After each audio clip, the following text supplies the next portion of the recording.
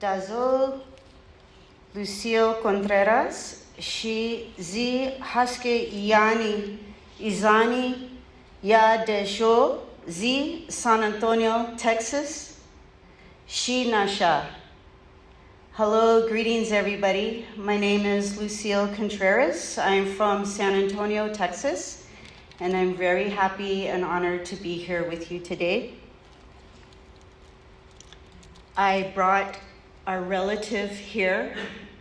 This beautiful conch shell is part of our culture and a way of opening events and days and prayers.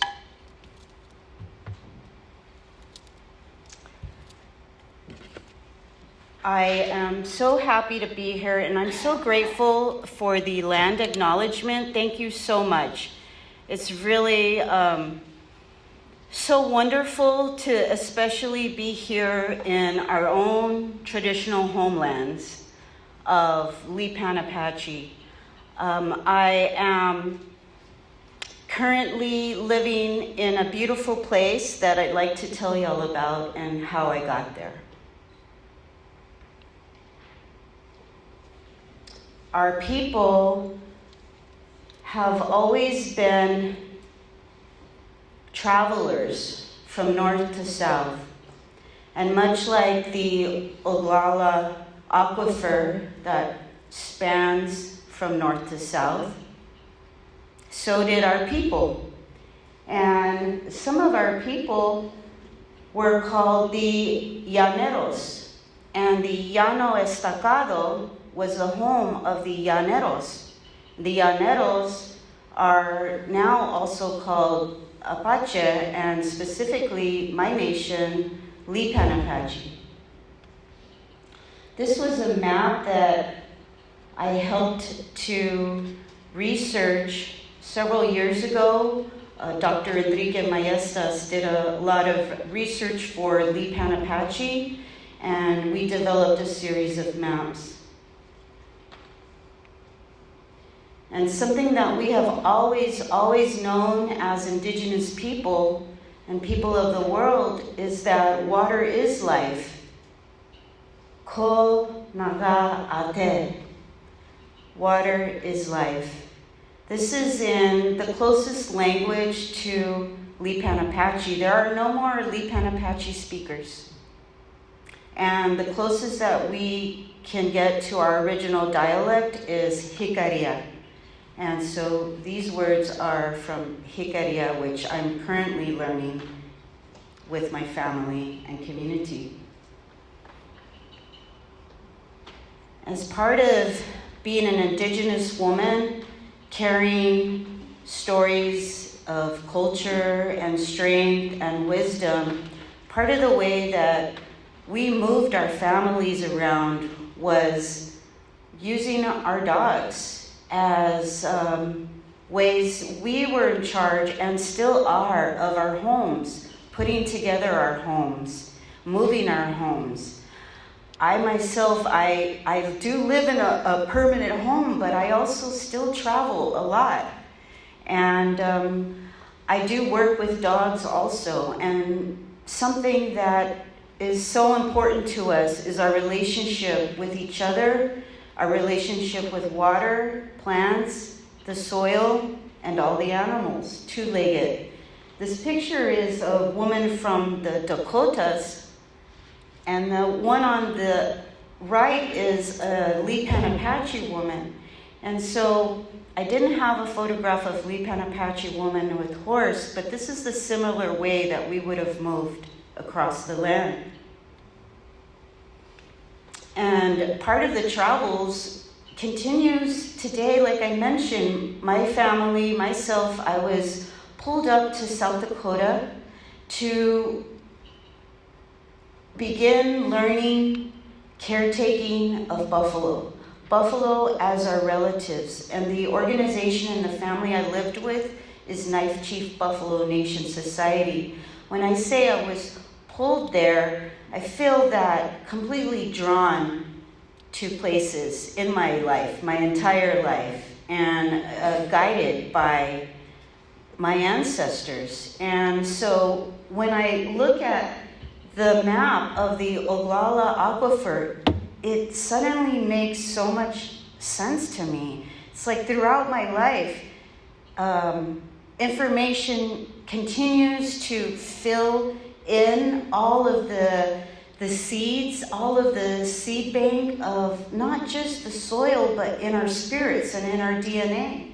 So studying the Oglala Aquifer, knowing my travels personally, north to south, and our ancestors.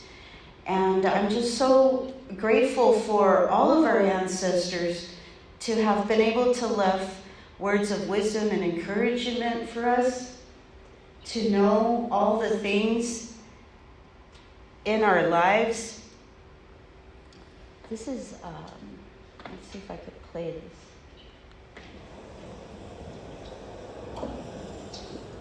One thing, when I say that our relatives are the buffalo, when we work with the buffalo, they're not our livestock. They're not how we make money.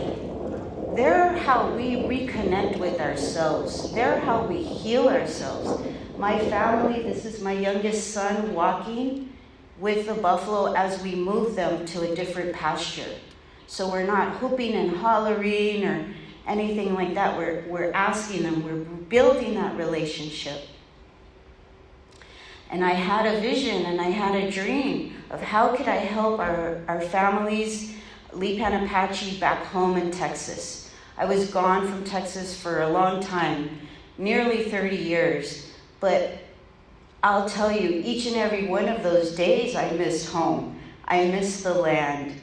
I miss the bluebonnets and all the big skies that we have. And so dreaming and envisioning, I put together the work that was needed to be done to acquire the 77 acres in Gonzales County. And Gonzales County is over the Guadalupe Conservation Water District. And the property that we have here is actually part of a pipeline easement, and so we continue our relationship, caring for the land, caring for the water, caring for each other. And again, the soil, let me go back one, because if you can't see it too well, but this entire landscape is terraced. And so because it's terraced, the grass is beautiful and lush and thick year-round. And I'm very grateful to the previous landowner for planning this. When I decided to come home and look for a place to bring our buffalo to, I knew that I wanted to be near San Antonio, and I knew we had to have year-round grass and excellent water. And we were definitely blessed with that. We've got 2 great stock tanks and ponds, stocks that are constantly filling with fresh water. And the grass is staged so that as some is going down, others are coming up. And so back here again, I love this area of the Llano Estacado, and so many of our pathways and our trailways have come through here.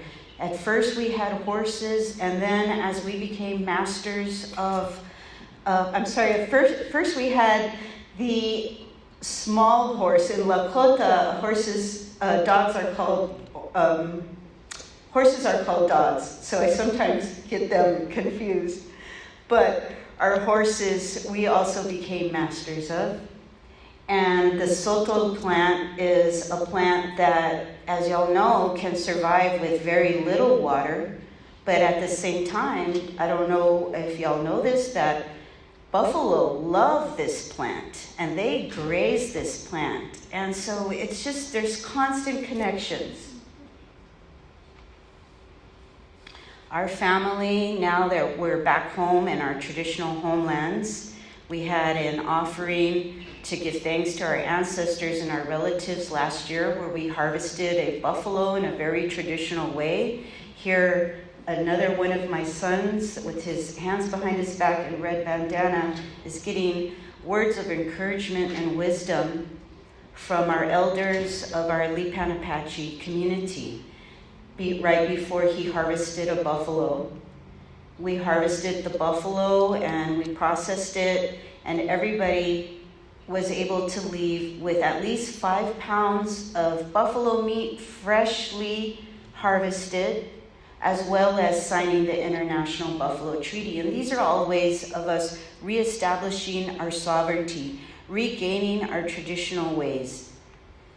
When we have the chance to live traditionally as we had in the past,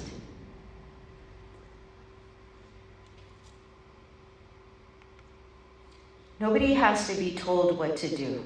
We as a community, just as we were, are rebuilding this today in the best way that we can. And so here, everybody is able to participate in the harvesting of buffalo without being told exactly what to do.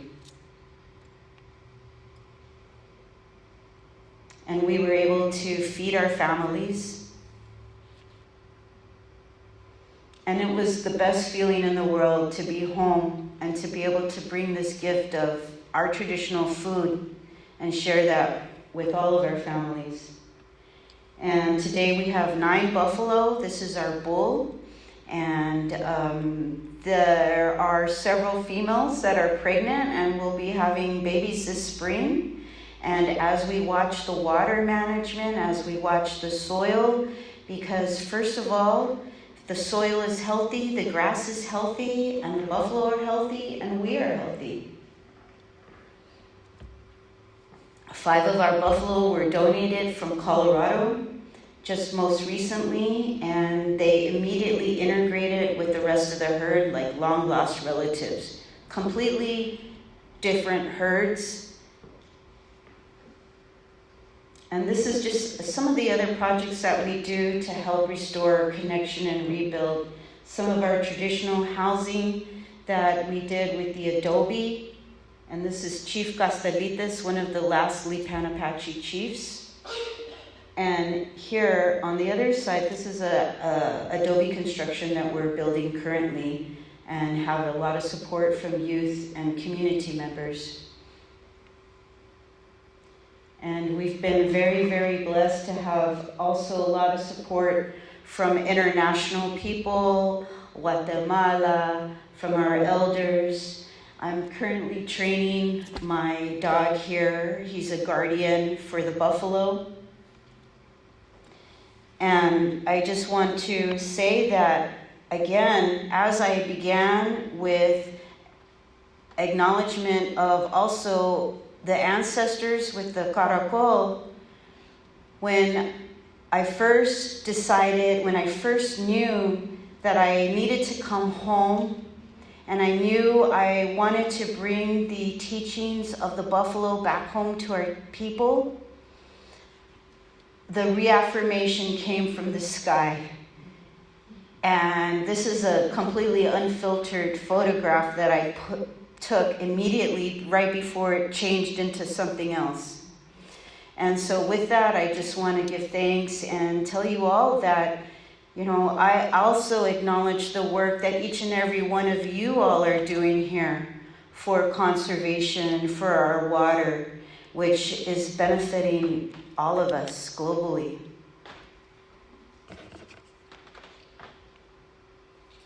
So I don't have anything else. If y'all have any questions or... Yes, Daryl. Lucille, did you get some bison from working with Donald Weir at Canyon Ranch at some point? I have not yet. We did talk about it, but because we're at capacity right now and there's going to be babies soon, we're going to have to wait on that and see. Hopefully a goal of ours is to expand our land base. And speaking of the loss of land, one way that I see as a Native American woman to regain our land base is by the services provided by the USDA. And so the USDA has been incredibly supportive and has enabled us to purchase this land in our traditional homelands. Being part of a nation from Texas that is not federally recognized has definitely put a lot of barriers. But at the same time, it's allowed us to not live on a reservation and not have tribal governments. And so, yes, we're definitely looking for more land and more buffalo to add. Yes? How much land do you need for that many buffalo? It really depends on the grass and the water and the soil, because in South Dakota we have approximately 40 buffalo on 900 acres. But the grass and the soil is not the same. It's really dry, as we're talking about coming into Denver, and it's dry. It's drier up north too. And so where I live, and we have the reassurance and the support of USDA that we have plenty of capacity because of the type of soil and grass that we have. But typically it's 1 to 10.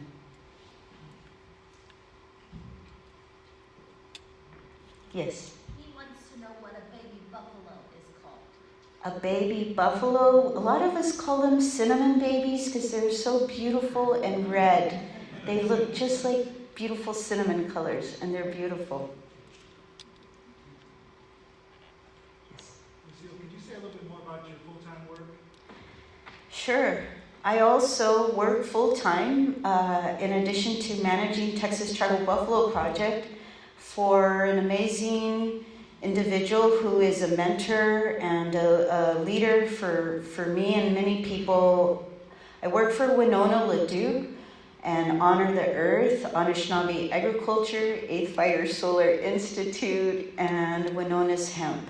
And it's there are several organizations that are committed to fighting climate change and also to empowering Native people to become better stewards of the land by regaining our traditional knowledge, which is now holistic land management, but also traditional land management for Native people. Yes, sir. I had a question about your land, your parcel of land there. When it was restored, reseeded, is that all the species that you have there? Is that native prairie, or is it introduced? Introduced grass. There is mixed. There is some buffalo grass, but it is also coastal and blue gamma.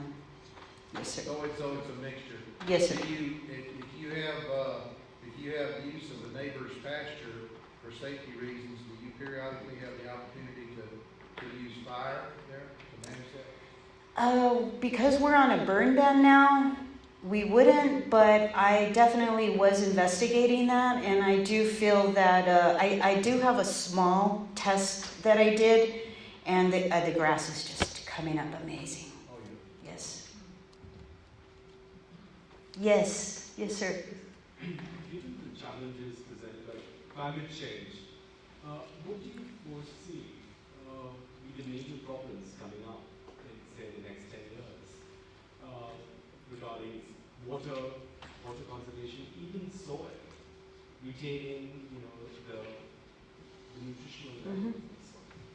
Is climate change playing havoc? Absolutely. And I would go back to allowing Native people the ability to practice our own traditional land management, because the Native, as I said, holistic land management, regenerative, sustainable agriculture is definitely rooted and based in Native American understanding that we are part of the land, we're part of the air, the water, and the soil, and everything in between. And so for me, encouraging more people to learn the native practices of the land that we lived on before. And I really, really do feel that would dramatically improve the climate. One thing that so many of us, I'm sure, noticed during the pandemic was the dolphins in the Venice Canal. The pictures of the dolphins in the Venice Canal, if y'all saw that, to me, it was so amazing. And I just think, what if globally we all say one day a month we turn off everything? No electricity and don't drive. Just one day. You know, how much would that improve our state of our climate? Yes, Mel? Yes, I was wondering, you got this terrorist place, which is just sounds wonderful, and this person who did the land must have known something. Yes. Where is your water, what is your water source? Is it a spring or,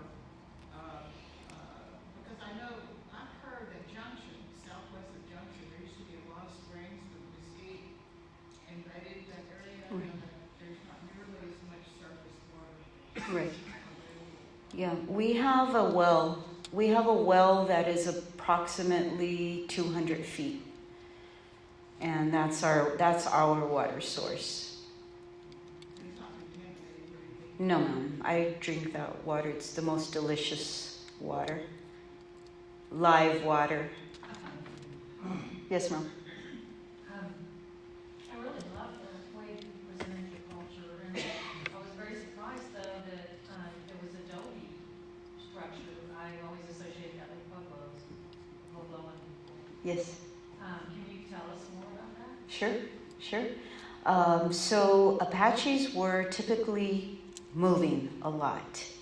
However, there were definitely spaces, and I know Llano Estacado was a place that we lived and had gardens and didn't move until other nations came in, as was mentioned, the Comanches and other nations.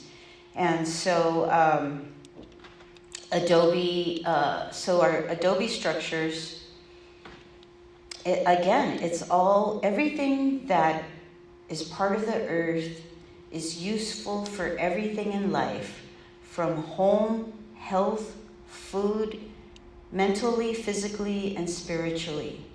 So the picture I showed you with Chief Castellites, that was built in a similar way. Our newer construction was with 2x4 frames, but we used the earth, the dirt right from our land, the hay from our field, and mixed it all together. We did add some buffalo manure in it also. That's really interesting. Well, thank you all so much, and please check out TexasTribalBuffaloProject.org, and thank you all so much for being here. And I do want to say one more thing about the Comanches. You know, there's a lot of history written about how the Apaches were here and Comanches came in and invaded and pushed down, and there's stories about who was the better horse rider and horse caretaker. But what I want to say is that I'm so grateful to our Comanche relatives, and I'm so proud of them for all the success and work that they have done, and that as a Lipan Apache woman, I look forward to continuing our building relationship with many other indigenous folks. So thank you so much.